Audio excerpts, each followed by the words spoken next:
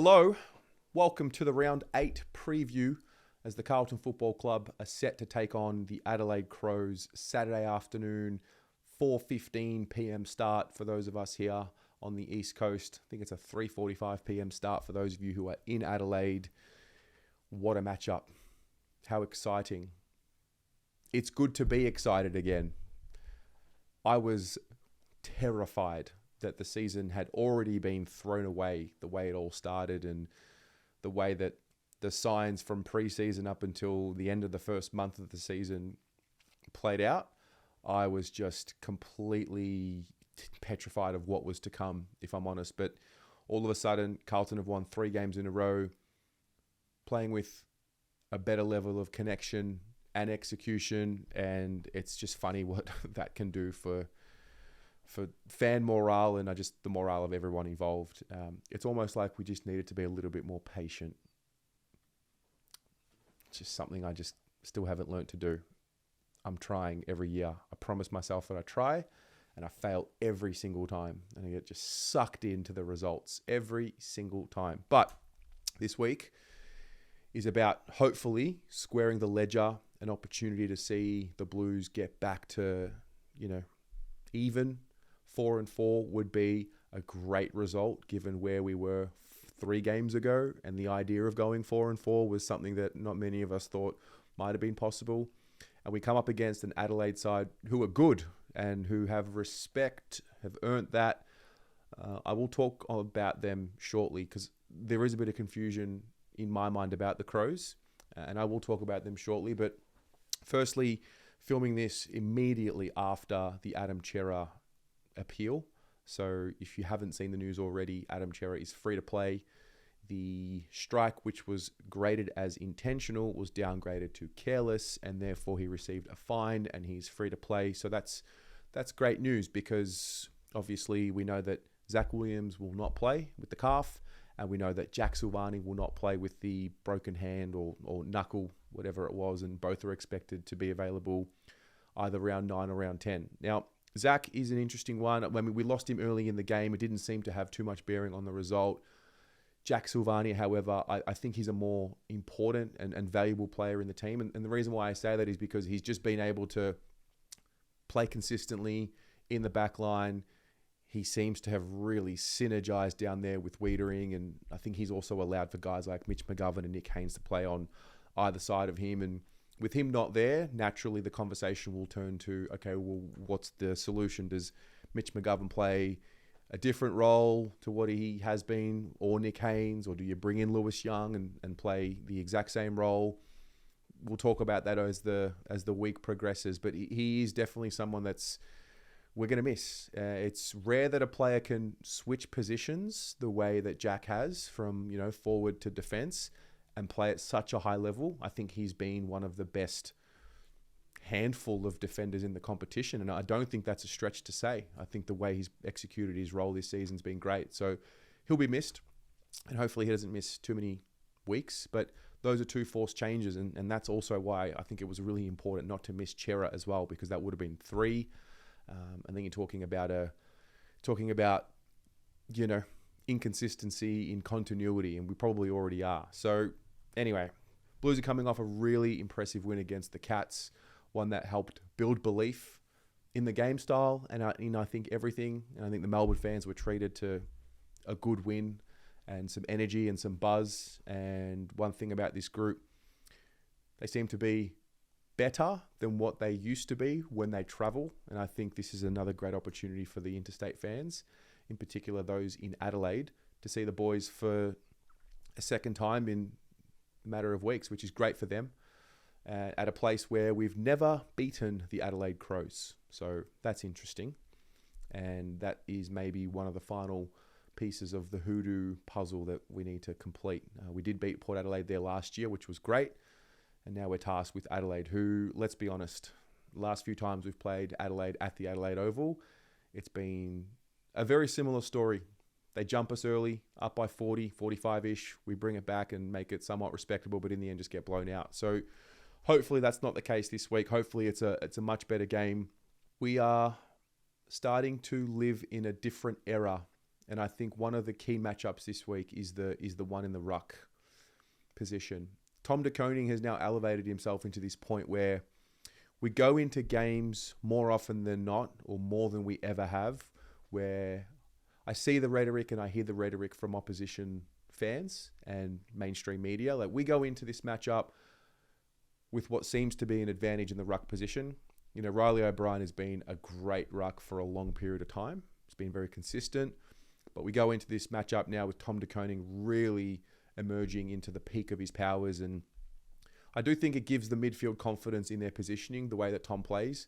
I've spent a lot of time watching First Use, the YouTube channel made by Jeff White, and just watching our stoppage setup. And yeah, Tom's improved in the way that he works at stoppages. And I think the more he plays with this midfield, and touch wood, the more the midfield stays healthy and gets more continuity as a 4, 5 or 6, main man rotation, I think we have an advantage there. The Crows have a really interesting midfield setup. They've got a few guys there who are not, I wouldn't say they're natural midfielders from when they were drafted. I speak of a guy like Isaac Rankine, who is a star, don't get me wrong, but I don't know if he's a natural midfielder. And then Jordan Dawson, who I think he's building to be a better midfielder, but I've always looked at Dawson as someone that you play behind the ball, and he's someone that has hurt us behind the ball quite some time. So that's an interesting take there. And as for the Crows, the first few weeks of the season, I thought, oh shit, like, they've arrived, they're here. The potency in their scoring, in their ball movement was there for everyone to see. Very impressive.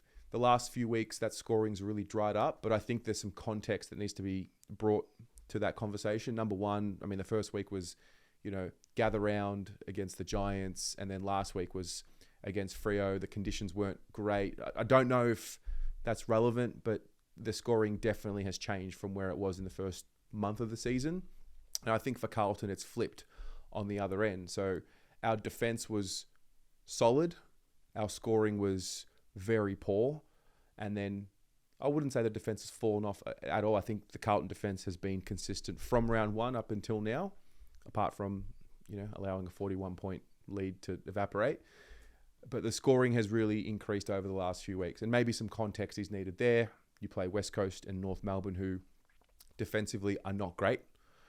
However, Geelong, I would say, are a much better indicator of how that offense is stacking up. And I think plenty of scoring opportunities were created last week.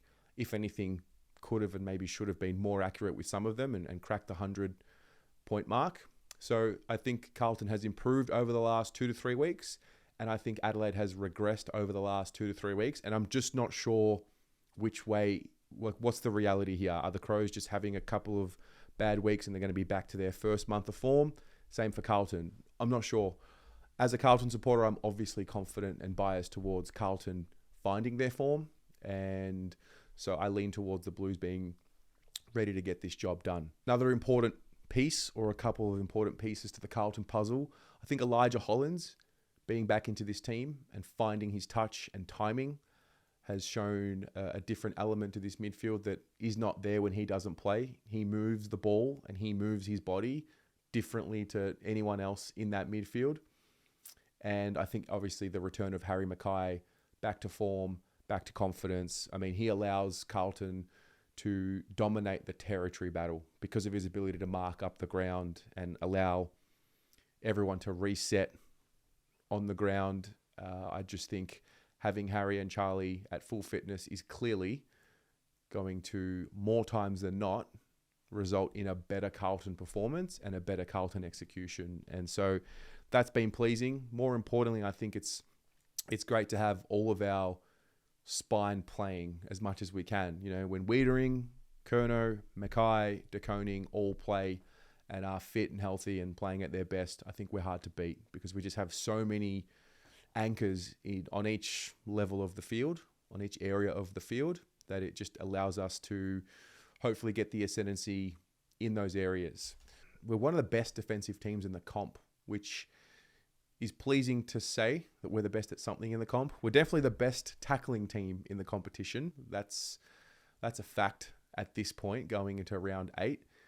I think what we have been able to do more so over the last month is showcase our ability to restrict ball movement. And that, I think, is what Adelaide's strength is this year when they're playing at their best. Their ball movement is scary.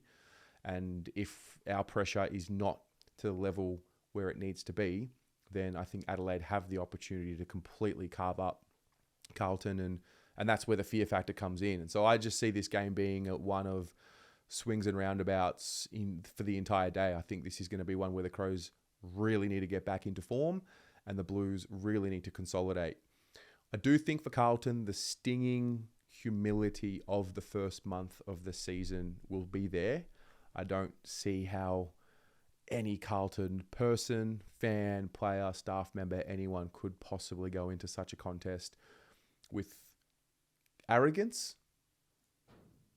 There has to be just a level of respect for what can happen. And, we've spoken about it in the community a lot. Like maybe round 1 and maybe the first month of the season was a blessing because obviously with an off season, hype comes and maybe buying into the hype can be overstated. So now that we've had this dreadful period, which is, I think, maybe I know for me, it's brought me right back down to earth. If anything, it brought me below the surface. Every game I go into now, I obviously have a level of confidence and optimism, but also a sense of reality that anything can happen. And, we're not the best team in the competition by any stretch of the imagination. We need to be at our very best to win the game. So that's how I go into this. With regard to changes, as I said, Jack Silvani and Zach Williams at this point. There were a few sore bodies at the end of last week. I know Nick Haynes copped a knock to that shoulder late in the 4th. Mitch McGovern looked a little sore. Adam Chera, there was a fear there that he might have done something to his groin. I don't see any updates on that, so I'm going to assume that was just cramp or nothing serious. So the question is, do you bring in, Lewis Young and someone else? Is it Jordan Boyd? Is it Lockie Cowan? Does Sam Doherty get a reprieve? I would personally lean towards Lockie Cowan and Lewis Young coming into the team. That's just my personal view, but I'd be very interested to see what you have to say about that. What would you do with changes this week? And yeah, an interstate trip. So the Melbourne fans get to park it. We get to miss the footy before we go back to the MCG in round 9. But for the time being, it's all about the Crows and it's all about the fans in Adelaide. And we are very well represented there. So I turn to you. What do you think about this upcoming game against the Crows? What are your talking points? I mean, if you want to touch on the Adam Chera appeal, you can touch on that. I can't believe we were sitting at 10:30 in the morning on a Wednesday doing an appeal stream in front of 400 plus people. Just wild. I guess it just goes to show when the belief returns, what the Carlton people do and how committed we are. So chat to you in the comments. Let me know about changes, thoughts, feelings this week, and we'll go from there. Go Blues.